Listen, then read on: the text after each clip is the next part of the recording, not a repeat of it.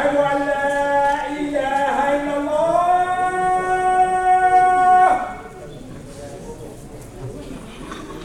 أشهد أن لا إله إلا الله.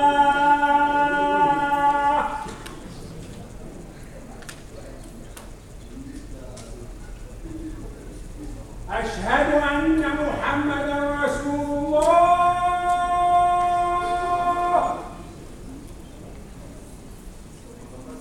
أشهد أن محمدا رسول الله.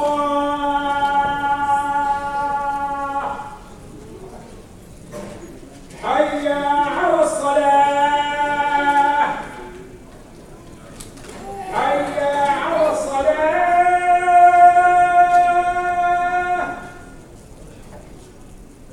حي على الفلاح. حي على الفلاح.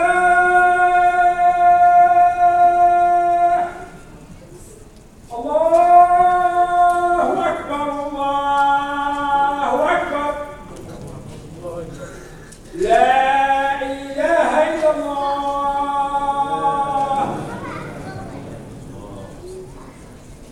أعوذ بالله من الشيطان الرجيم. بسم الله الرحمن الرحيم. إن الحمد لله نحمده ونستعينه ونستغفره ونعوذ بالله من شرور أنفسنا ومن سيئات أعمالنا. من يهده الله فلا مضل له ومن يضلل فلا هادي له. وأشهد أن لا إله إلا الله وحده لا شريك له. وأشهد أن محمدا عبده ورسوله. يا أيها الذين آمنوا اتقوا الله حق تقاته ولا تموتن إلا وأنتم مسلمون. يا أيها الناس اتقوا ربكم الذي خلقكم من نفس واحدة وخلق منها زوجها وبث منهما رجالا كثيرا ونساء. واتقوا الله الذي تساءلون به والأرحام إن الله كان عليكم رقيبا. يا أيها الذين آمنوا اتقوا الله وقولوا قولا سديدا يصلح لكم أعمالكم ويغفر لكم ذنوبكم ومن يطع الله ورسوله فقد فاز فوزا عظيما. أما بعد. Assalamu alaikum, brothers and sisters. First off, to begin, I want to thank everyone that was involved with helping us be here today and for helping to donate and build this amazing masjid. May Allah subhanahu wa ta'ala bless each one of their families and give them Jannah al-Firdaus. Ameen. I also want to thank Allah subhanahu wa ta'ala for allowing us to witness another month of Ramadan come and go. Allah subhanahu wa ta'ala chose each and every one of us to be in this gathering today and to witness another Ramadan. This is one of the greatest honors that anyone could ever bestow upon us. No one in this dunya could give us any better gift than to allow us to witness another Ramadan in our lives. When a son or a parent or a co-worker does something for you in this dunya and they give some gift to you, we go to great lengths to go and to show them gratitude. We buy them lunch, we buy them flowers, we give them a card, something, anything, usually of monetary value, to show our appreciation for them. But Allah subhanahu wa ta'ala does not ask for any of this. All Allah subhanahu wa ta'ala does is ask for you to put your hands together and remember Him. Allah subhanahu wa ta'ala asks for you to put your forehead to the ground and remember Him, and remember His name. Many of the people in this society tend to think that we're very individualistic. And that's what the society teaches us. That only hard work on our part will get us somewhere in life. It is our own effort and no one else's that's going to lead to our success. And this is one of the biggest problems for the youth that are growing up in our society. We were brought up in this nation, and our peers, our teachers, the media tells us that we have to work hard to gain our own success. But Allah subhanahu wa ta'ala tells us explicitly in the Quran, قُلْ لَنْ يُصِيبُنَا إِلَّا مَا كَتَبَ اللَّهُ لَنَا هُوَ مَوْلَانَا وَعَلَى اللَّهِ فَلْيَتَوَكَّلِ الْمُؤْمِنُونَ. Say, nothing shall ever happen to us except what Allah has ordained for us. He is our Mawla, our protector. And in Allah, let the believers put their trust. So yes, brothers and sisters, we prepare and we plan and we put in effort and we work for what we want to achieve in this dunya. But at the end of the day, we know that whatever Allah subhanahu wa ta'ala has in store for us is the best for us. We put in the work to make sure that we get to where we want to go. But only Allah subhanahu wa ta'ala knows what's truly best for us. And as long as we do everything with a good intention and do it in a halal way, whatever happens in that situation is to the best of us, and only Allah subhanahu wa ta'ala knows why. But brothers and sisters, this is not the focus of my talk today. Obviously today we're celebrating the day of Eid al-Fitr. Alhamdulillah, Allah subhanahu wa ta'ala has allowed us to witness this day. And we're all celebrating today. We see people wearing colorful clothes. Everyone's acting exceptionally. Everyone's walking around with smiles on their faces. And it's a great day for the Ummah. It's a great day for us. We're celebrating the worship of Allah subhanahu wa ta'ala. 30 days of Ramadan have come and go. And now we're giving the opportunity to celebrate. And everyone has such a great look on their face. But the thing about this is that we woke up today and we made this choice.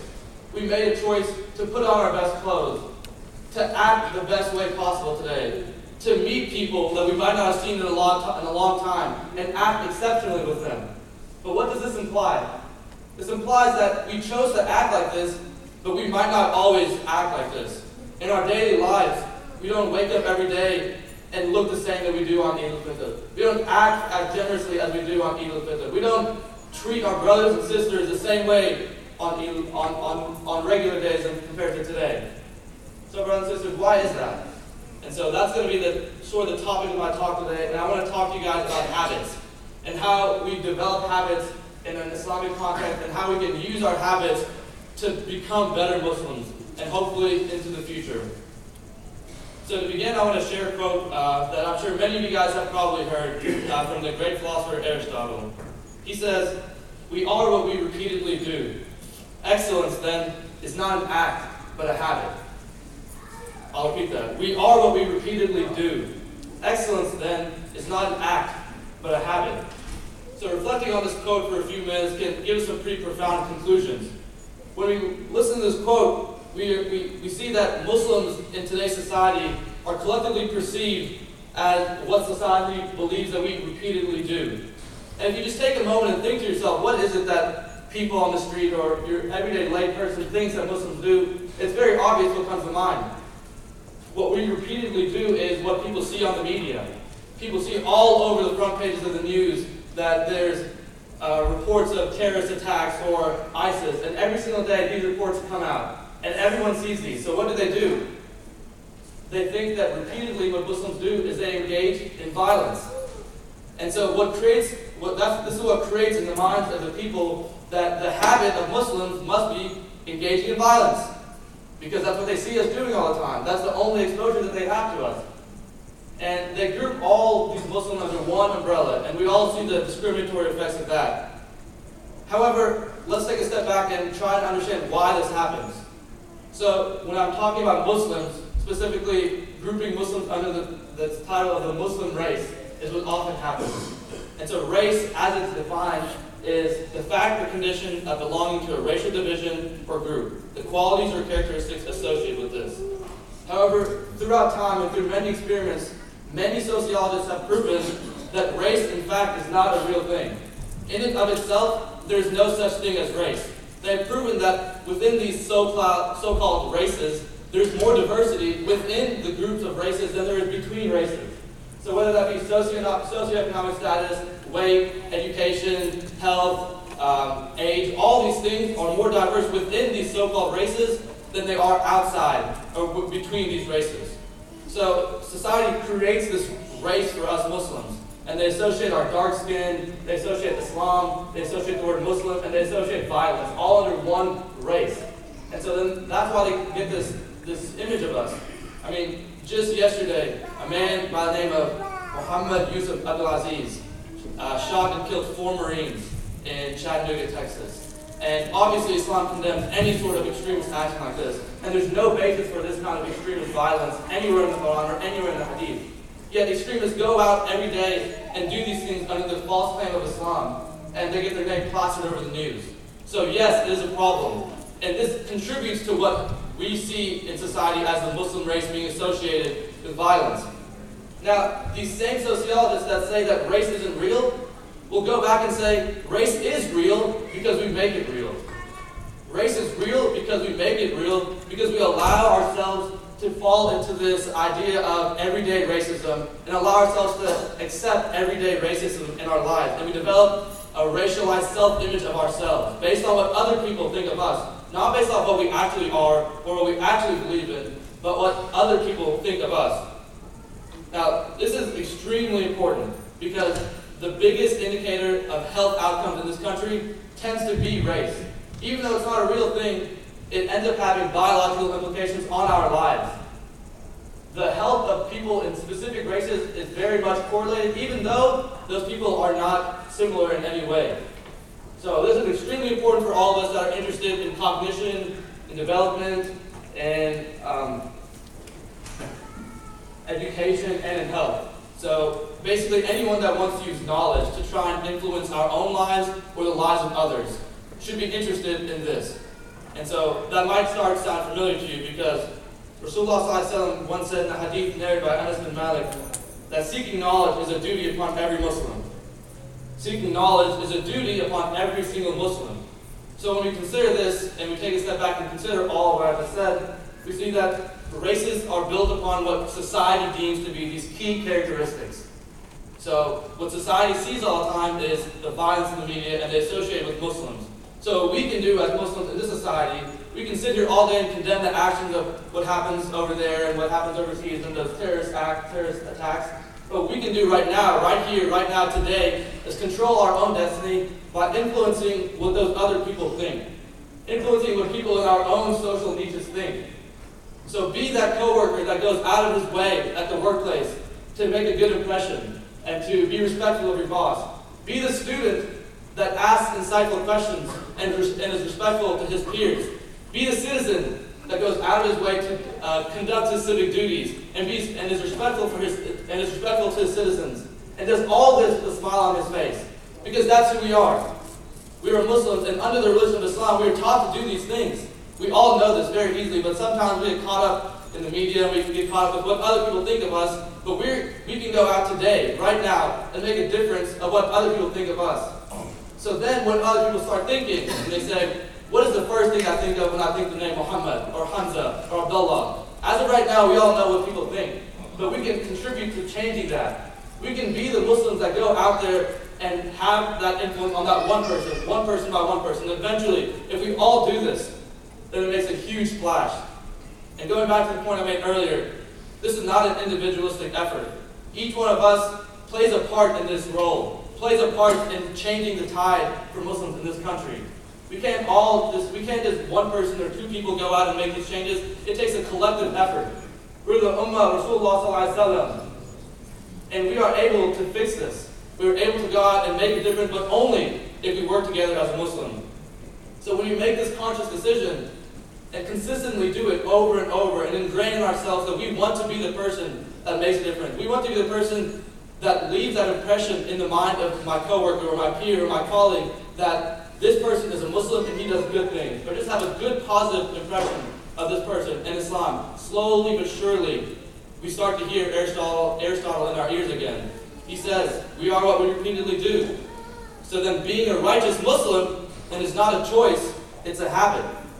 Once you consistently do this, you will wake up every day and you won't have to think, I'm going to be nice to my mother today. I'm going to be respectful to my elders today. I'm going to pick up that trash when I see it on the street when I go to work this morning. You don't have to make these decisions constantly.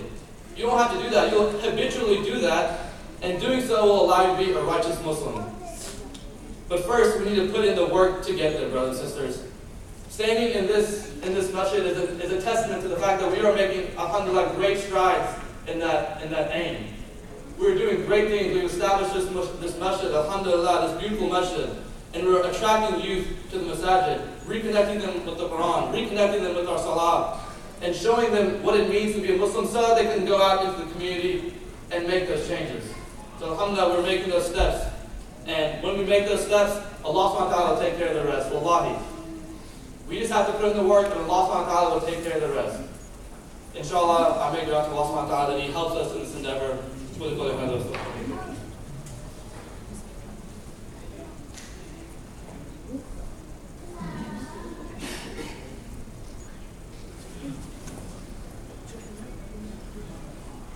لله حمدا كثيرا طيبا مباركا واشهد ان لا اله الا الله واشهد ان محمدا عبده ورسوله. Brothers and sisters, now I want to just briefly talk to you guys about how these habits emerge in our life, how they biologically emerge. So researchers have found that habits actually emerge when the brain is trying to find ways to save effort. So they found this out by doing research with mice. And they would have an initial cue, and they'd put these mice in these mazes and allow them to go search through the maze until they found the reward with their chocolate. And when they looked at the mice, they saw that they were just going around randomly, not looking like they had some sort of pattern. But when they looked at their brain activity, they found that after every repeated trial, the mice's brain activity would actually decrease significantly, to the point where after that initial cue where they would open up the gate for the mice, the mice's brain would basically go into sleep mode and basically do something on its own until it found its chocolate. And then its brain activity would pick back up again. And so this is the development of a habit. The more you do something, the more easier it becomes for your brain to do that activity. And many of us experience this every single day. When you get into your car and you drive somewhere, you don't consciously think about making a left turn or driving or switching lanes. These are things that happen to us instinctively, habitually, once we do it many times. When we do it enough, it's not a problem for us. And what that allows, it allows our brain to become even more efficient. And when our brain becomes more efficient, it's remarkable. Remarkable things happen. It allows us to think about different things. It allows us to allow our brain power to do different things, such as be creative, reflect on ourselves, and think about things that we aren't doing at that moment. And that's why sometimes you're backing out of the driveway and you think, oh, I left my lunch on the counter, let me go get it. Because you don't have to think about backing up or looking behind your shoulder. None of that. You don't have to think about it. And you're allowed to use your brain for other things. So this is what's called a habit loop. You have a cue, you have a routine, and then you have a reward. So speaking to the parents in the crowd right now, I strongly urge each and every one of you to utilize this method in teaching our kids.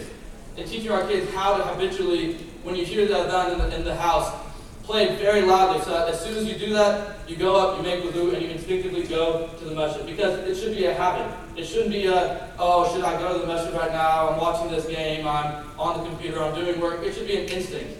It should be something that we shouldn't have to think about doing because we should already want to do it. And making these habits sometimes tends to be hard for some people. Because when we're already set in our ways, it's hard to overcome what we already do. And that's the same way, for example, when you want to start exercising healthy. People tend to not be able to overcome their urge to eat unhealthy foods or go to the gym because they're already set in their ways. But when you overcome this urge, you create a craving. You create a craving to do the other thing. And the only way to create a craving is to seek knowledge. So when we teach our children, when we teach our brothers and our sisters and our parents, and everyone is learning about the deen of Islam and learning about the benefits of going to the masjid and being closer to Allah subhanahu wa ta'ala, then it is going to be automatic. The same way that the body needs physical activity to be in prime shape is the same way that your spiritual self needs Quran, needs salah, needs dhikr. It's the same way. When people work out, they say that they feel good afterwards. It raises them up. Their self-esteem goes up higher. And the same exact thing happens when you feed your soul. When you feed your soul Quran, when you pray to Allah subhanahu wa ta'ala, when you remember Allah subhanahu wa ta'ala, all those things happen, brothers and sisters. Every single one of those things happens, and remarkable things happen. So, like Dr. Qureshi said a few nights ago at the masjid, we're working in this community, alhamdulillah, to work on our youth. We're working on our youth, we built this masjid, and we want to attract our youth to the masajid. But at the same time, we need to have our elders on the same page. We need to have a common goal and a common purpose to overcome the obstacles that we have going on in our society right now. And looking around this room, it's very easy for me to say that we are very capable of doing so. In this very room, in this very masjid, I see the future doctors, the future lawyers, the prominent businessmen, the engineers, all within this own room, and each one of them is going to be successful at what they do. So all it takes is a little bit more effort and a refocusing of our goals to make sure that we can overcome what we are facing in society. I know we can do it, inshallah, and all it will take is collaboration amongst our youth and our elders, and I make dua to Allah subhanahu wa ta'ala that He can help us in our pursuit of knowledge and guide us in the right direction, and to allow the youth and the elders to develop habits of good character in order to take control of our destiny in this country. Alhamdulillah Rabbil Alameen, wassalatu wassalamu ala rasulil ameen, amma ba'd. فيا معشر المسلمين أعوذ بالله من الشيطان الرجيم بسم الله الرحمن الرحيم قال الله تعالى في كتاب الكريم إن الله وملائكته